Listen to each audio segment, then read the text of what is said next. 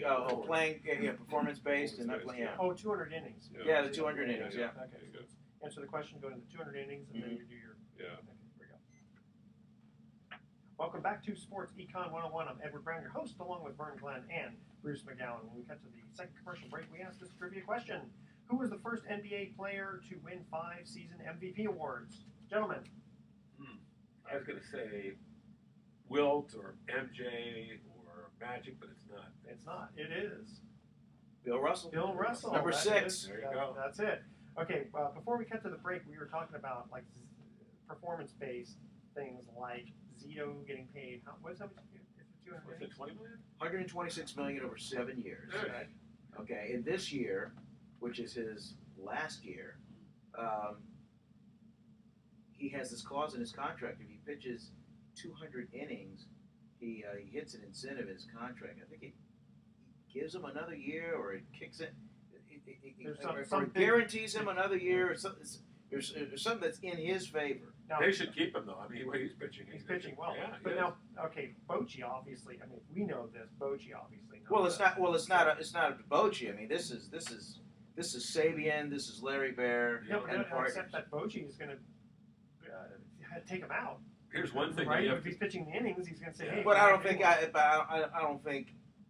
He's not I keeping score. don't think he would take it out on his own. I think he would be instructed. Yeah. Not to take him out. I don't think that's going to enter into that conversation. The Giants are trying to win another World Series. The last thing they're going to do is get cheap about something like that, right? Can you imagine he's on inning 199? They need him for that one last inning to win the game and go to the postseason. Up. Sorry, too bad. Well, you know what? Before we get to the story, Call in the new pitcher. Yeah, I think it's going to happen though. Did you guys hear the story? I think it was in the late '80s, could have been the early '90s, and I don't know if it was Gary Carter or someone. It was someone of his caliber, where his contract said that he was going to get an extra $1 million bonus if they hit like 3 million fans. Wow. And on the last day, they were 2,999,000 fans. Oh, jeez. And he wasn't keeping track. He was 1,000 fans short of getting the bonus. Wow. And if he would have thought about it, he would have just bought 1,000 tickets, just give them to everybody, Jeez. and get his bonus. And it would have kicked in. Yeah. So now I don't know if they that's interesting. ownership got kind of stingy and just said, keep it a secret, don't tell them. That's why you pay your agent. You pay your agent to keep track of that. Exactly. Yeah. Okay, Vern, you were going to tell us a fun story about Eddie Murray. Oh, Eddie Murray, who would not do interviews with the media. Well, I didn't know it at the time. Grumpy guy. I'm just like this cub reporter. I just started in Baltimore. In fact, I'd seen Larry King in Washington at Zook Zebra's, one of his favorite restaurants. And I said, "Hey, Mr. King, I'm starting in Baltimore. In the next couple of days, do you have any advice for me?" And he's like, "Be yourself." Anyway, so I'm up there. We're in the Orioles clubhouse, and I'm with the rest of the Baltimore media guys, and I'm trying to get to know him or whatever. Anyway, Eddie Murray's like at his lockee, like he had hit a home run or something like that, and I'm, when you're young and you're anxious, a new market, you're trying to, you'll interview everybody in the clubhouse if you have to. You just kind of show, your worth. So I see Eddie, and then a couple of guys in the media are like, "Hey, there's Eddie Murray over there. Hey, why don't you go get him? He's right there. He's wide open." I was like, and at the time you didn't know he didn't. Yeah, I didn't know. So I'm like, yeah, that's a good idea. So I go over there with my cameraman. I think maybe my cameraman looked at me twice, like, Yeah. what? But anyway, we go over there. I get within 5 feet of him. He turns, he looks at me, he starts saying, "No, thank you very much." And I'm like, well, Eddie, I just get, "No, thank you very much." He just cut me off. Well, Eddie, I just "No, thank you very much." At least he was thanking you. Yeah, I'm looking at the back of the media guy. They're laughing. I got a good one to tell you. Willie McGee, who's one of my friends, I still keep in touch with him. Former Cardinal great, came out here to play with the Giants. And when he signed with the Giants, had a big contract with the Giants, I tracked him down and called him up on his home phone. And I'd never had much luck with him as a player. He'd always been kind of curt and sort of rude. He goes, "How did you get this number? How did you get this number?" We did the interview. He was cool. But then I introduced myself to him, and we talked without doing an interview, and just talked about family and about where he was from, because he grew up in Richmond. Talked about his dad, who was his dad had about 5 jobs. He was a deacon in the church. He used to take Willie with him to all his jobs and told him how to do. You're going to have to learn how to do this stuff because you never know, baseball may not come through for you. And I tell you, I got to know a side of Willie McGee that I never thought I'd get to know. And as a result, I didn't interview him too often. I just like to talk to the guy about life. And it's great because you take an athlete, some athletes just don't like dealing with the media. And it's nothing, the media guys get so dang, their fur gets intrusive. All, oh, yeah. And you know what, Bruce? A lot of these guys, they really like it. If you just roll over and they just start talking about, I don't know, life, current events, whatever, without them thinking, oh man, every time I come out here, somebody wants something from me. Well, that's the thing. That's what I would think that they would be thinking is that, okay, what do you want from me? Yeah. It's always about what you want from me rather than just being yourself on that. It's tough though. You walk up to guys in the clubhouse. I don't know what it's like now because I stopped doing it about 4 or 5 years ago. And the players today, I notice, are not. When I do go in, the few times I do, they're not as available as they used to be. But you go up there and you feel kind of. Ralph Barbieri used to tell this story. He's from KNBR where I used to work, and he used to say, "I hate going in the clubhouse because I always feel like I'm invading somebody's private space." And there is a little bit of that involved. Well, it's their sanctuary. I mean, they spend more time in the clubhouse than they do in their own homes, with their own family. And they see more of us than they do their own wives and kids. So no wonder that some of these guys are grouches. Let me take the listeners inside the Giants clubhouse, if I may. Sure. The game ends, okay? The game ends. The team, they leave the field. They go out of the dugout, up the stairs, up the tunnel, and into the clubhouse.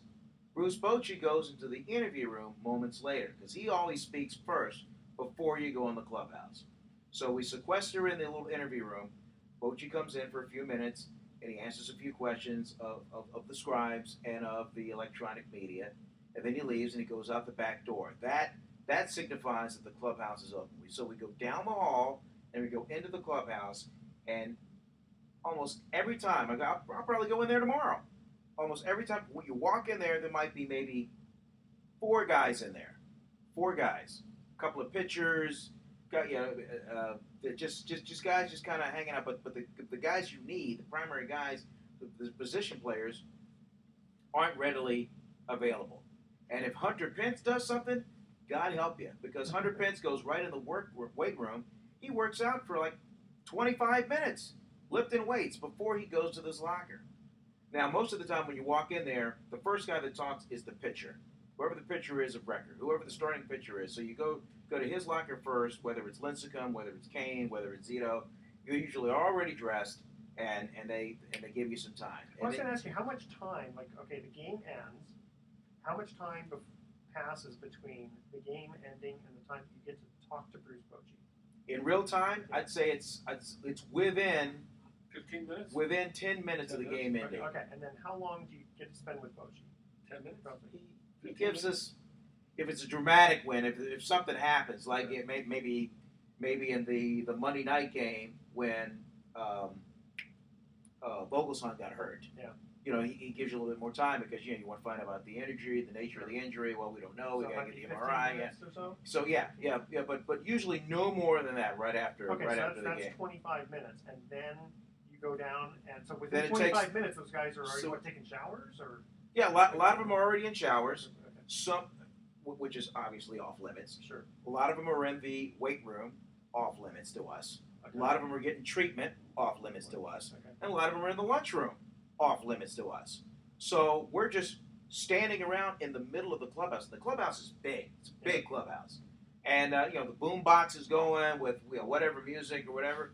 And it's a lot of hurry up and wait. It is not very exciting at all. And it's a pain in the rear. I can tell you this, 6 or 7 years ago, this was not the case. You'd go into the manager's office, and usually the writers were asking the questions, and it was very informal, much more informal than it is today.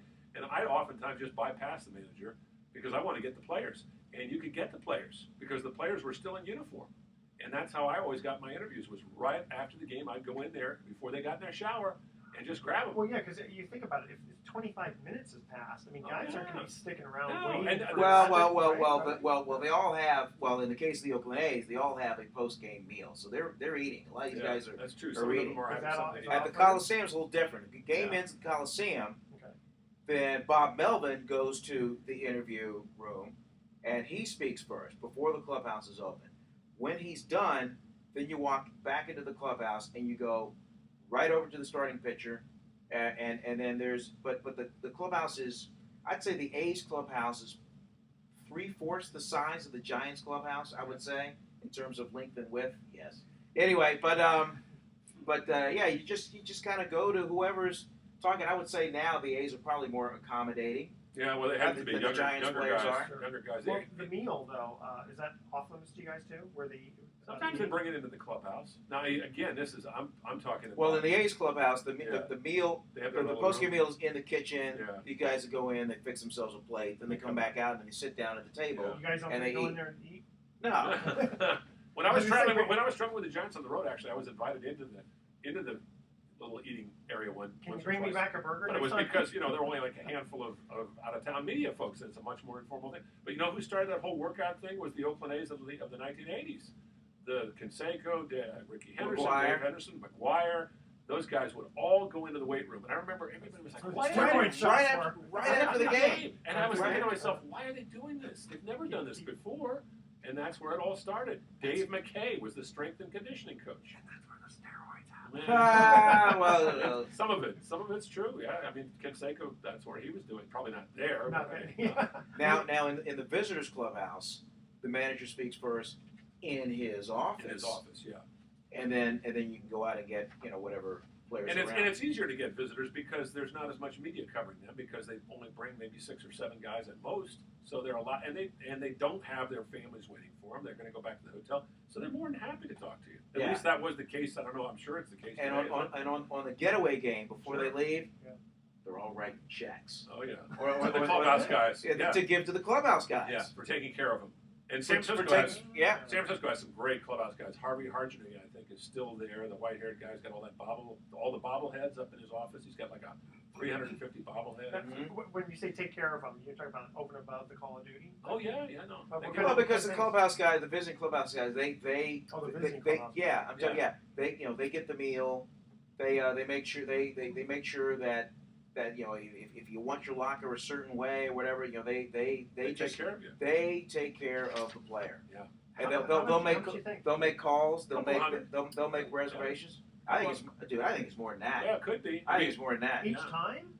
Yeah. Oh, well, not after the O- series. Only on after the getaway game. Yeah, I know. after the 3 games. The last game of the series. These guys, they're basically getting blue collar wages. They're getting good money, but it's not. They're making 60, 70 Yeah, so a grand lot of year. these It's good guys are money. writing, Right, a lot of these you guys gotta- are writing checks. Yeah. That's 25 guys, writing a check, Yeah. and then Making more than the players. in the case of Pujols, you breaking out a big old fat Yeah, roll, Sure. just peel a Yeah, couple listen, of hundies off. Hey, if I had his money, I'd throw mine away. Yeah. Okay, you guys ready? Here One is- last thing. One last thing. At the beginning of the year, when the team breaks training camp, and then they come to the stadium to get acclimated to their new clubhouse, they write another check. Each of them writes a check for like $700, Wow. and that goes to that goes to buying a lot of the food and stuff like that, a lot of supplies Sure. for the clubhouse for the balance of the year. Excellent. Okay, guys, cutting off to the third and final trivia question, commercial break. Who retired in 2005, we're talking basketball still, who retired in 2005 with the most three-pointers made in a career? But you have to go back to 2005, right? The first 3 callers with the correct answer are going to win a free 3-day 2-night stay at the Lighthouse Resort. Their website is lighthouse4fun.com. Call 888-660-4495 to answer this question. Who retired in 2005 with the most three-pointers made in his career? Make sure to include your name, your email address, speak slowly, and spell out your email one letter at a time. Don't touch that dial, because when we come back, we have some fun thoughts for the day. And you are listening to Sports Econ 101. Gary Payton. No, I'm a Reggie Miller. Reggie Miller. Yeah.